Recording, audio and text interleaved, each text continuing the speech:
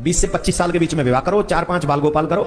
हर हिंदू के 5-7 होने चाहिए। कश्मीर की घटना के बाद सीख लो, जिनका इकलौता हो घर में कोई बचता नहीं अगर कोई घटना घट जाए तो। इस कश्मीर की घटना से हम कम से कम हिंदू ये सीख लें कि मेरे घर में 2-2, 3-3, 4-4 बालक होने चाहिए। अगर एक आध कहीं घटना हो भी जाए तो कम से कम 3 ऐसे हो जो उस घटना का बदला ले सके। पूरे देश में कम हो रही है, ये चिंताजनक है। घटती हुई हिंदुओं की आबादी और गजवाए हिंद चाहने वालों की बढ़ती हुई आबादी इस देश के लिए बहुत घातक है। हिंदुओं को कम से कम 4 बच्चे पैदा करने चाहिए और 2 बच्चे सनातन धर्म के लिए समर्पित करना चाहिए। होती जा रही है, बच्चे कम पैदा करने हैं, हिंदुओं को भी मुसलमानों को भी, दोनों को, और दोनों को यही संदेश है, कम पैदा करो, हो सके तो ना ही पैदा करो। मुझे अफसोस इस बात का है कि हिंदू मुसलमान क्या वो बाकी प्रजातियों में भी भेद नहीं करेगी। हम जो बदतमीजियां कर रहे हैं उसका खामियाजा भुगतना पड़ रहा है। बेचारे हिरण को, खरगोश को, न जाने कितने पक्षियों को, मछलियों को विलुप्त वो हो रहे हैं, और हम हिंदू मुसलमान ये कर रहे हैं। कुल ये एक अफवाह फैला करके कि मुसलमान बढ़ते जा रहे हैं और एक दिन छा जाएंगे तुम्हारे ऊपर।